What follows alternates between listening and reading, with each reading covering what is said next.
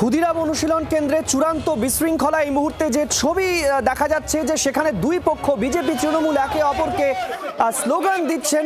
ঠিক কি ঘটনা, কেন এই ঘটনা ঘটেছে, রণয় আমাদের প্রতিনিধি এই মুহূর্তে সরাসরি আমাদের সঙ্গে রয়েছেন। রণয়, ঠিক কোন ঘটনাকে কেন্দ্র করে এই পরিস্থিতি তৈরি হলো?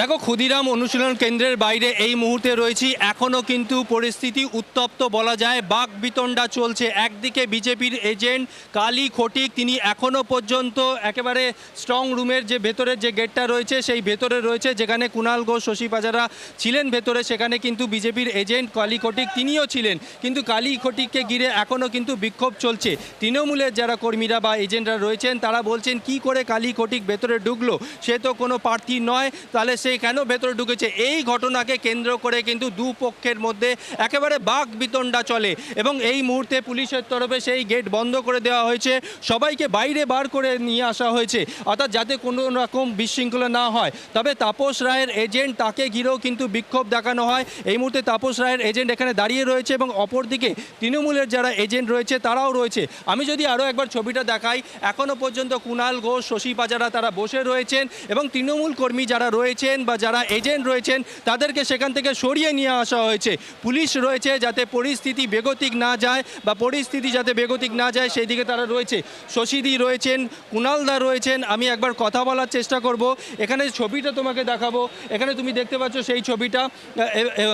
একেবারে যে ঘটনা ঘটেছে, তোমাকে জানিয়ে রাখি যেরকমটা আমরা ইলেকশন কমিশন সূত্রে জানতে পারছি, এই যে ক্ষুদিরাম অনুশীলন কেন্দ্র, এখানে মোট 8টা স্ট্রং রুম রয়েছে।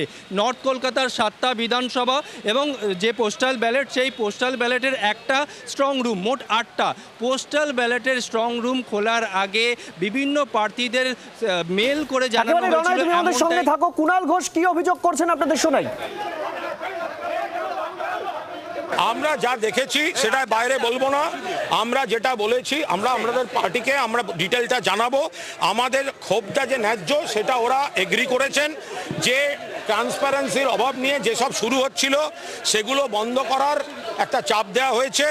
পোস্টাল ব্যালটে স্ট্রং রুমেরও সিসি ক্যামেরার ব্যবস্থা হচ্ছে, ওনারা আজ রাত্রেই ব্যবস্থা করছেন। পুরোটাই অস্বচ্ছ।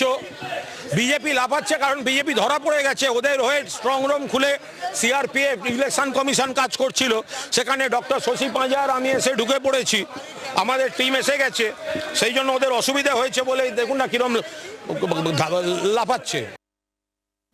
রণয়ের কাছে যাব। রণয়, তাহলে কি স্ট্রং রুমে কোনো সিসিটিভির ব্যবস্থা আগে থেকে ছিল না? মানে এই সিসিটিভি ছাড়াই স্ট্রং রুম চলছিল?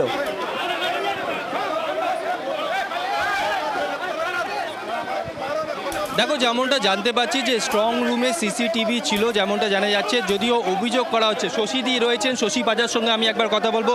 শশীদি, নির্দিষ্ট আকারে যদিও আপনি বলেছেন, স্ট্রং রুমের ভেতরে কি কোনো সিসিটিভি ছিল? আমি আপনাকে দেখাচ্ছি, আমরা যারা বাইরে বসে থাকি। একেবারে রণয়, আমরা এই খবরে নজর রাখবো। তবে আপাতত ধন্যবাদ।